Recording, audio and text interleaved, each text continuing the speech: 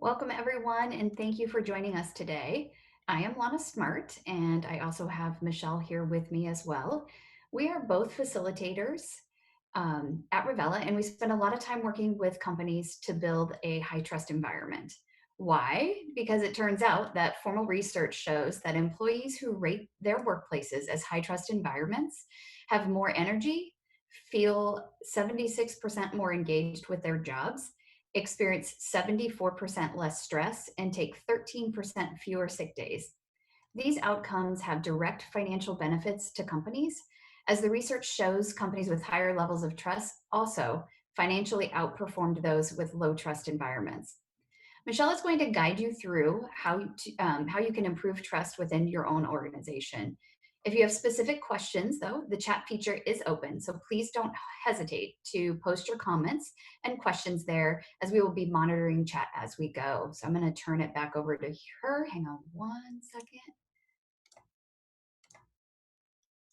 There we go. Go ahead, Michelle. Well, hello, everyone. As we are talking, first of all, thank you, Lana, for getting everything kicked off. So moving forward through uncertain times, everything that's going on right now, it's important that we are really focusing on clarity and transparency in our common structure, principles, and practices of our organization to ensure that people feel that they belong.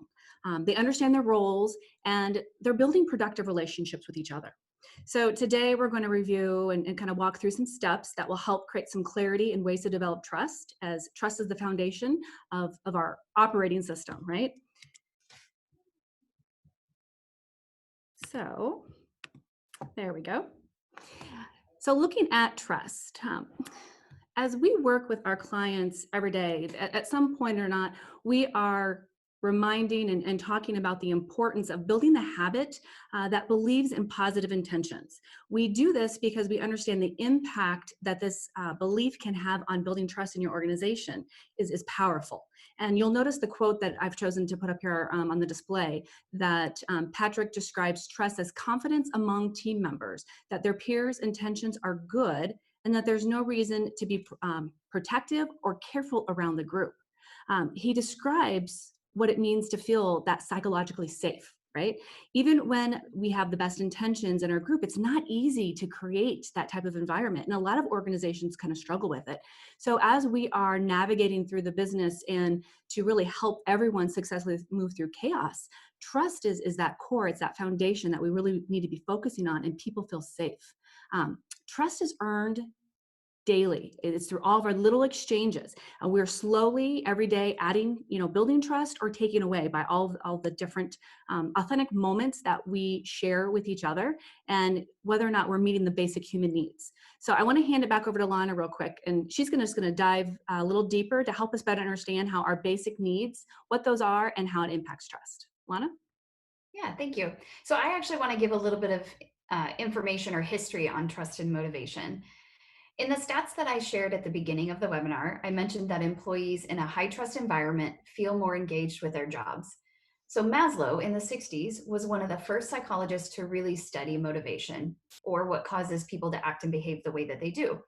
So Maslow's theory was that these needs are based on a hierarchy, that the bottom needs of, our physical needs, our need for security, have to be fulfilled and were actually more important than the higher level needs like belonging, self-esteem, self-actualization. However, more recent research has revealed that our needs for social connection is just as important. So we know that you can provide an infant with food and warmth, but if it's deprived of social connection, that baby will not thrive. The social connection is vital to us as human beings. But how does this translate into the workplace? So if we want our teams to be motivated and engaged at work, we need to also work to fulfill their social connectedness or their need for social connectedness and safety, not just provide a paycheck. So there are definitely individual differences with what motivates each person, but there are some things that everyone needs in the workplace. So our team members, like all humans, desire to feel important, that their opinion and their voice matters. They also need to feel appreciated, that the work that they are doing is valuable to the organization and the team. And last, they need to feel competent, that they have the skills needed to be successful in their job. And if we can foster those three things within our teams, we can tap into that need for social connectedness and psychological safety. And as I said before, we are all social beings and our brains are hardwired for social connection. A chemical hormone in our brain called oxytocin has been directly linked to trust. Unlike the previous slide, which described what human beings need to feel trust, like being valued, appreciated, and feeling competent, disruption, stress, chaos have the opposite effect. When people feel these things, it causes a gland in their brain called the amygdala to be activated and release a hormone called cortisol, which is kind of the opposite of oxytocin, that trust hormone. It causes fear, anxiety, making people distrustful and leery of others. We are hypervigilant and we become overwhelmed really easy. It also reduces our levels of oxytocin, the trust hormone. We get into that self-protection mode. When fear and anxiety exist, it makes it difficult to create a high trust environment. When we are in this state of fear and distrust, it actually changes how we process information or how we filter the world around us. Given kind of this background information, Michelle, would you share more about how trust changes our reality?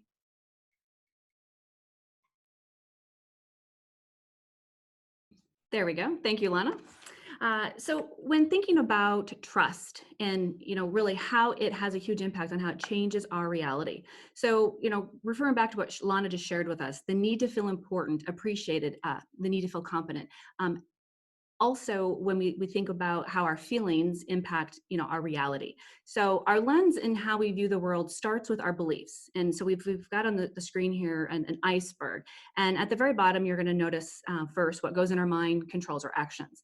And so that whole what goes in our mind is our thoughts, our beliefs, and how we feel about, or what we believe about something impacts how we feel about it. That's our emotions, and our emotions impact how we behave, and our behavior then ultimately impacts our results. So I wanted to walk you through this process, and we're going to refer to it later on when we are walking through one of the tools that will help us develop our self-awareness. But when you're thinking about how trust changes our reality, when we look through the lens of distrust, we see reality through threats and fear. We don't feel safe. We are easily frustrated. We avoid or maybe exclude team members. We share less. We're not open. We're not transparent. We assume the worst. And we don't listen necessarily with an open mind to understand or kind of gain their perspective. And a lot of times, as we are filtering the conversation, what's happening, we're filtering it through that lens about me. It's all about me and what I'm doing and how I will be successful, not necessarily the bigger picture and the organization and the team working together. So when working with others in the state of mind, when we kind of go back to some of the things Lana just shared, how does that impact when we're in distrust? The behaviors are the things that we're doing, thinking about how does that impact the people around us? How do we make them feel? It's probably not working towards the direction of meeting those needs, the basic needs that Lana shared with us. So if we take a look over at the lens of trust, we see reality more clear, and we're more open to engage. We feel safe. We actually get excited to share new things, and we're building our social network. When we're building our social network, we're connecting with people both personally and professionally. So we're getting to know about them and their families. We're also more transparent. We're open and transparent in regards to what we're doing, and we are listening with an open mind to understand where they're coming from, as well as assuming the best. So going back to one of the first things I said, what we focus on oftentimes with our clients is helping them rewire their beliefs and believing in good intentions. Because when we believe in good intentions, that takes us down a path that is more in a positive direction. And it allows us to really be more vulnerable during times when there's stress. And when we're thinking about what's going on today, the chaos, the uncertainty, how people feel, it's really important that we are providing individuals with that opportunity to have a voice, that they feel valued and appreciated. So every day we have choices to make that starts with recognizing how are we going to respond? And Are we a barrier to building collaborative relationships? Because it starts with us. That's what we have control over. When it comes to trust, how good are we at giving trust versus waiting to have someone earn trust? And if I am the one that waits for someone to earn trust, what are some of my behaviors? What messages are they sending to those people? Does it cause them to feel distrusted? Does it cause them to feel that you don't trust them, that they're not safe? Because that's where we have control to choose, purposely choose to believe in the positive intentions and look through the lens of, I'm going to call it somewhat curiosity, but to better understand what's happening. So when we're looking, talking about how do we build trust, um, we can start to develop trust using what we call here the SCARF model, and it's by David Rock. So when we're looking at the SCARF model, it is an easy way to remember 5 stimulus that drives responses that minimizes threats and maximizes rewards. And typically, positive emotions or rewards create positive actions, whereas negative, or we'll say punishment, someone feels that you're upset, don't like it, whatever it may be, that can cause the threat stimulus, which can lead to avoidance and going down that negative path. So if we look at the first one, status, that is a sense of personal worth. And what we have control over with our people, our team we're leading, the people around us, is we have control over communicating their value. All humans are constantly accessing how our social interactions either improve or reduce our status. So research is showing that when we start to believe we might compare less favorable compared to someone else within our team, that threat response kicks in, we start deteriorating trust, it goes down, and conversations become, I want to say, a little more competitive and in an unhealthy way. So, as a leader, looking at communicating people's value and where they feel important, that's what you have control over. The second one is going to be certainty, that sense of what the future holds. We need to provide clarity. Where are we going? What is happening? The future, when the future of our business is unclear and foggy, we have limited understanding of our strategic plan, what we're focusing on, what's the most important high payoff activities. We start wandering, our brain starts wandering and creates a stress response. And that's when we start kind of getting in that survival mode. And maybe we start doing things and spending time in areas that are not as productive. But unless the individuals, the groups that are leading us are providing that clarity, sometimes we just don't know. And that can have a negative impact when there is a lot of that gray. Autonomy is going to be our third one. And autonomy is really, at the end of the day, it's that sense of control over life.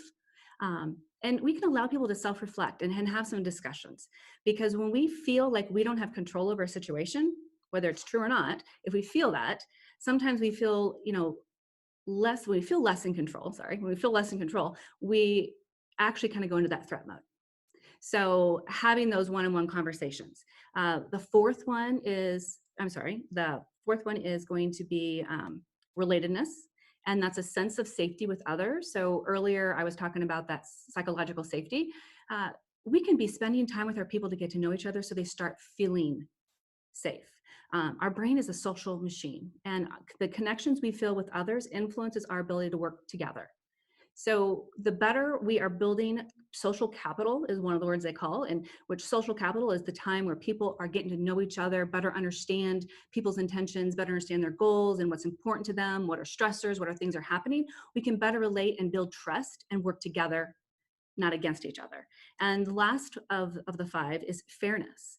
And really, fairness is, and that's a hard one. How are we creating an environment where everyone feels fair? And the first thing that we have control over is checking our biases. Because if a person starts feeling like things are not fair for them, again, it goes back down the negative path and starts eroding trust.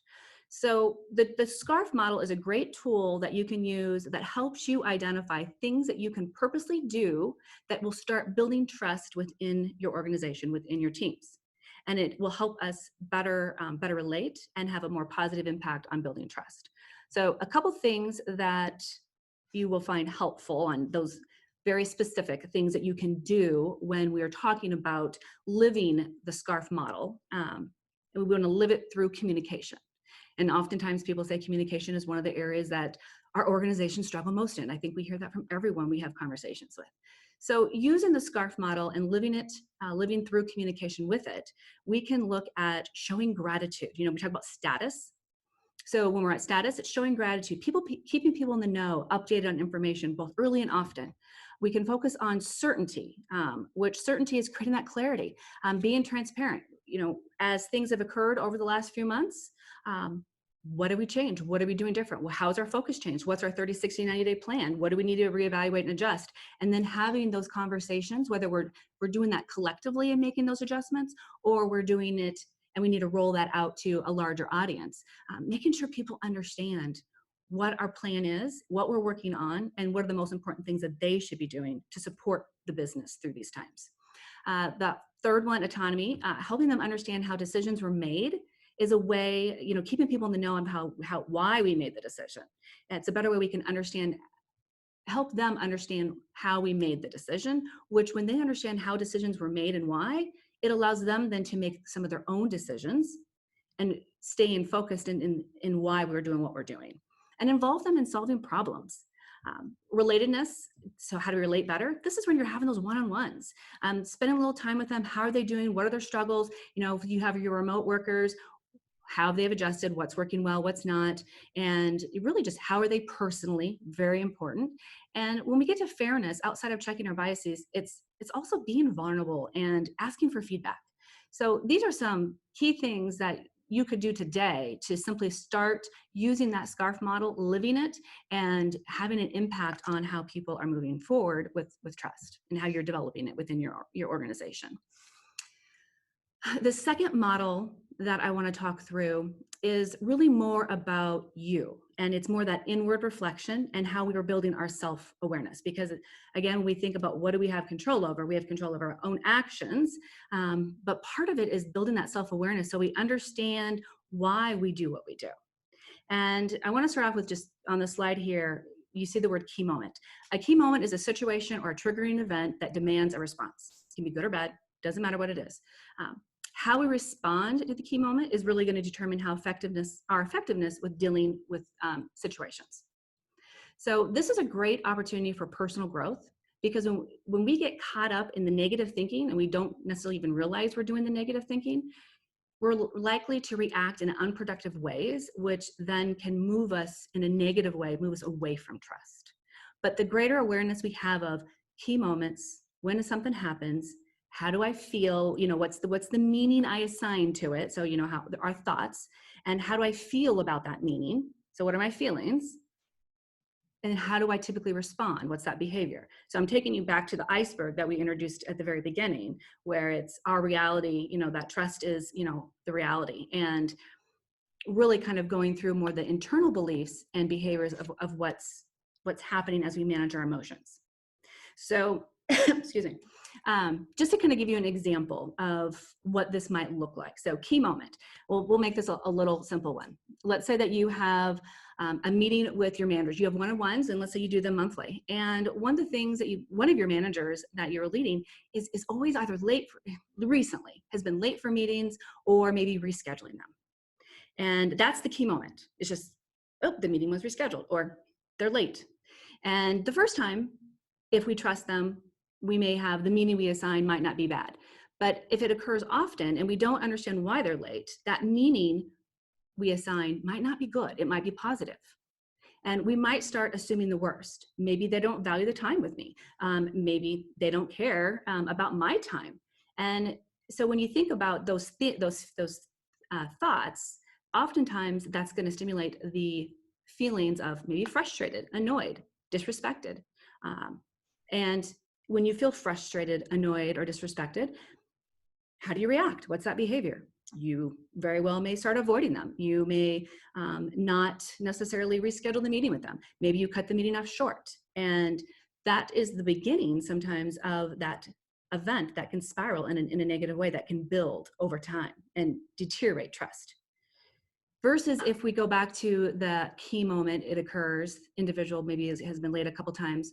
Maybe our meaning we assign is, wow, we've got a lot of changes and things going on. I'm curious on what's causing them to be late. I don't take it personal, but I assign that more being curious. And since I'm curious, I just want to better understand, my feelings might be really not extreme either direction. And my behavior would be just really to ask some questions. Let's have a conversation and talk about what's going on. Maybe, the meetings I assign could be they have some things that they're doing that the time I've chosen doesn't work real well. Maybe the time I've chosen, or that maybe they've had some things that that have been added to their plate, their workload, that I haven't taken into consideration.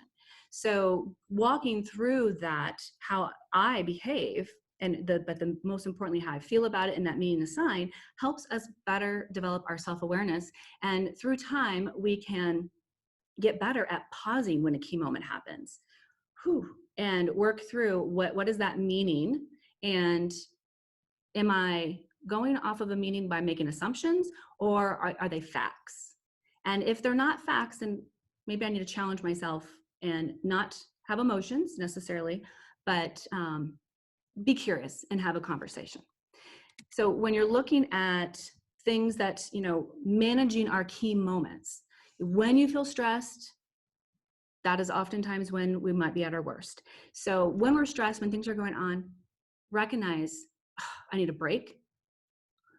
Get better at recognizing your triggers. What are the things that cause you to feel upset, frustrated?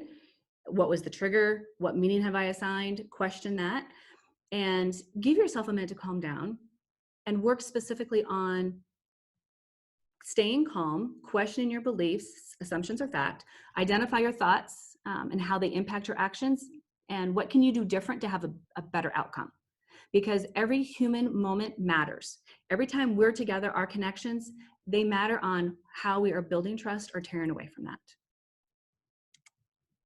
The next thing I want to wrap up here is let's check in on your culture, because one of the things we talked about for the purpose of us coming together is culture. And when we think about culture, I want you to think about your culture today, and in the chat box, just put in one word that describes your chat. I'm going to give you a minute. I'm going to talk while you're thinking, and I'll give Lona a chance to kind of share with us a little bit. But just to kind of clarify, when we think about culture, culture is that social environment plus our relationships. So it's all the things we've been talking about on building trust. It's how we get stuff done. And a healthy culture takes multiple people to lead it. And it helps us identify when we are, excuse me, it helps us create an environment where people can be successful. And to help ensure that we have a healthy culture, there's a lot of positive things or things that we can be working on that is going to have an impact. So Lana, can you share some of the things that are in chat? Yep, we have a few coming in now. One person said family was the word that they would use to describe their culture. We also have someone put in fun, which is a great culture to have, right? Somebody did put in stressful, another person put in toxic, which are not great cultures, obviously. Another person put committed. And then we also have team oriented. So that's what we have so far. If other ones come in, I'll keep sharing them. So if you haven't put your word in to describe culture, go ahead and do that now. Okay, well, thank you, Lana. And I know timing wise, we just have a few minutes left. So what we want to do is provide you with an activity that you can take back to your team. So when we are, as we wrap this up, this activity is going to be something that you can do later today, later next week. And we really want to look at just kind of do a quick organizational health check and thinking about, overall your strategic plan, kind of what is your focus for the next 30, 60, 90 days? And what are the outcomes you're noticing? What are the things that people are working on? How are they getting things, what are we getting done? And what happens as a result of our behaviors? The next one I want you to kind of think through is the behavior piece, right? What do we see people doing? How are they getting things done? How are they interacting with each other? What does a great day look like versus a bad day? What are the things we see happening? And how do we make people feel? And the last one is going to be barriers. So when you think about what are the barriers to accomplishing your outcomes, what causes or influences the behaviors? What are leaders maybe saying or doing that enables some of these behaviors that are barriers? And what barriers, excuse me, what barriers are we rewarding? Goodness, what barriers are we rewarding? So I've got some examples for you. So outcomes are going to be, we're missing our project, the deadlines for our project. We're missing them. We're not hitting them. Employers, we're high on customer satisfaction though. So those are some things, as a group, you can collectively say, what are some of our outcomes that are happening that are supporting our strategic plan? Now let's look at the behaviors. What are the behaviors that we observe that possibly could be impacting the good and the bad, right? So, maybe you've got not scheduling update status meetings. Maybe people are doing workarounds. Maybe we are really getting quick at following up with our customers, but maybe we're not helping each other. And then you look at those barriers, and some examples might be managers are not giving updates. We know that they're not doing one-on-ones with their employees. It's something we haven't maybe enforced yet. They're meeting them maybe randomly. Maybe there's no consequences when we're not meeting our deadlines, or accountability, I like to use instead. And maybe there's no development performance plans. And that could just be kind of a picture of where you are today in these areas. And the next step would be to think about, if we go back to our strategy, what was our plan? What do we want to accomplish? And what are the behaviors that we need to demonstrate to help that happen? What are the things that we've identified that we should continue doing because it is helping us be successful? What are the things that maybe we should stop doing because maybe they're barriers or things that are getting in the way? And what ideas do we have that we can start doing? And get that plan put together for the next 90 days. It's a cool activity. You can do it like on a dry erase board using sticky notes. You can do it on a Zoom, small groups. You can use sticky notes on your screen.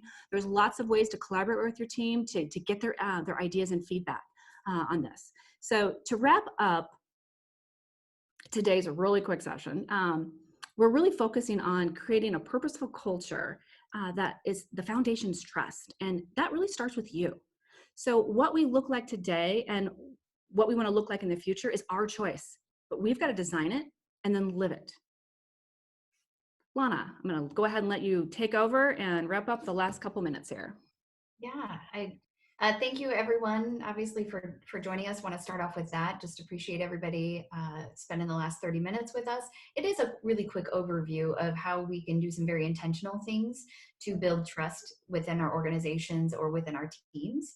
One of the things I want to go back to that you mentioned, and I think it's really important for us to remember, is that depending on the level of trust that our teams or organizations have with us or with the company, it really does influence how we filter information. As we're getting information, as we're communicating, as we're working together, that level of trust, if we have distrust, it creates a lot of negative behaviors and a lot of negative perceptions and ideas. Where on the other hand, if there is a higher level of trust, we're seeing people be more open-minded, connect more, be more creative. It has some really positive outcomes for our organizations.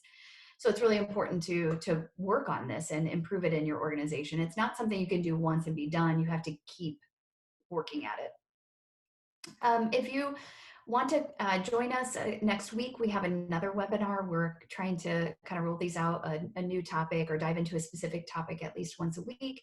Next week, we have an exciting one. We're actually partnering with the Human Resource Association of the Midlands, or RAM, and we're going to be hosting a panel with area HR professionals and a consultant on kind of how do we lead with trust and build trust in our organizations as we move through and kind of that trying to figure out exactly how to reopen our organizations, whether you have folks who are remote or already on the front lines through the pandemic. So join us next week. We do have a limit of 100 participants. So if you're interested, sign up quickly. There's some information on your screen there. You can also go out to revelagroup.com, and there's information out there to get connected with that. And last but not least, feel free to, if you're not already, follow us on social media. You'll stay up to date on all the things that we have going on at Revela. And we encourage you to check that out. We also have tons of free resources on our website that are available to you. So thank you for joining us and have a great week. Take care, stay safe. Thank you.